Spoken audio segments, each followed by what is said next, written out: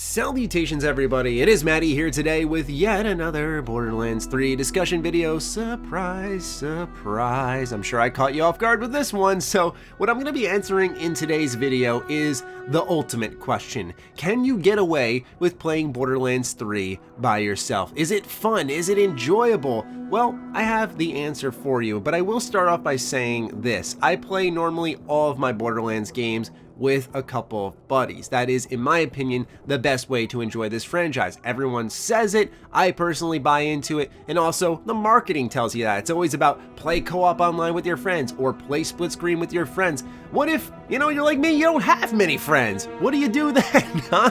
Yeah, you play by yourself, right? So let me answer one question for you, which is that you can play this game by yourself and it is very fun. And I intentionally went to the length of when I was playing Borderlands 3 at all the preview events I've attended for it, a combined, I'd say about 7+ hours of gameplay. Each single moment of that was by myself. There was no one joining my game, and let me tell you what, I had a really good time. It starts off with the way the game's difficulty scaling works. It never felt like enemies were super spongy. You could really rip through everyone in the process. And I think that's important to note because sometimes a cooperatively driven experience relies on another player being there to deal additional damage to an enemy. And in this game, that is not an issue. And in fact, the game scales properly based off the number of people who are in your party, who are around the enemy, and what level they are. So if you're level 20, you will be fighting level 20 to 22 enemies, whereas if your friend in your party is level 14, they will be fighting 14 to 16 enemies, right? So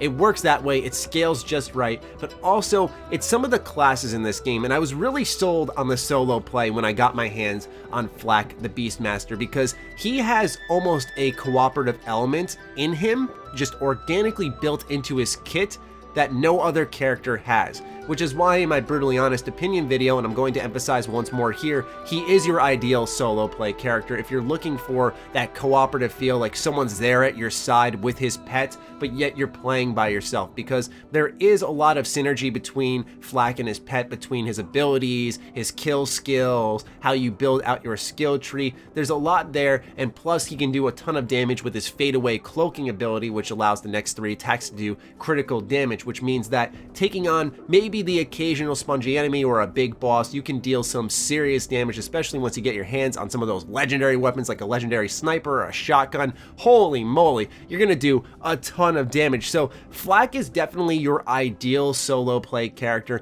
and I had a blast with him. But however, I did play a couple of hours with Amara the Siren in solo play, and she was fun by herself for one specific reason. A lot of her abilities were AoE, where you could ground pound, for example, and decimate enemies all around you, and there was something very fun about that because she would just clear waves of enemies with ease. And like I said, all these classes are capable of doing that in some way, shape, or form. But I gotta say, man, between Amar and Flak, these are the people you want to aim at when you are going to play by yourself. Now, I don't need to stretch out the commentary any further. I just want to make sure that you guys know there are kits in this game designed for you to play, which can encourage that solo play. But I think Flak is your best option because of the beasts that are with him and the way that you're constantly going to be interchanging them and swapping out abilities and building him out. You have that cooperative element inherently built into him.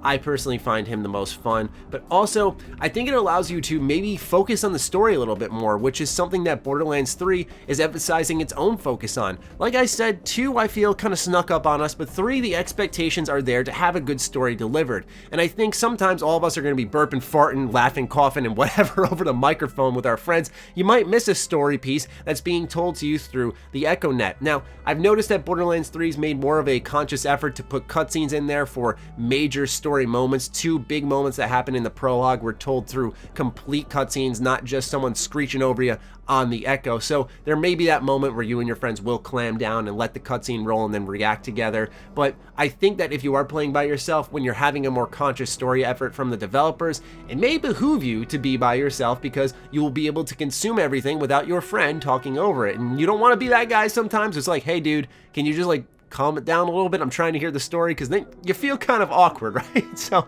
anyway, just know that if you're playing this game by yourself, for the 7 hours I've put into it by myself, I have thoroughly enjoyed all that time. And I know if I'm having fun by myself, I will have fun online. That's just usually the nature of the game with these cooperative games. I mean, we've played bad games that are co-op and they become fun just because you're there with a friend. Having fun with a friend is the ideal experience in any part of life. But in this case, if you don't got friends, you're like me, you don't got friends, that's okay. You can enjoy this game by yourself despite some of the marketing telling you to play with a friend. That is the optimal way to play. That is a very fun way to play, you know, sharing loot, splitting things, talking about the story together. That type of stuff can be great. But yeah, ladies and gentlemen, you can play this game by yourself. You're all good to go. So with that being said, I will wrap up the commentary there. If you guys have any more questions, comments, fire away down below. Other than that, follow me on Twitter, follow me on Instagram. Those links are in the description down below, along with my Patreon. Do consider supporting that as it fuels all the content I create here. Stay sexy, stay active. I love you all. Peace.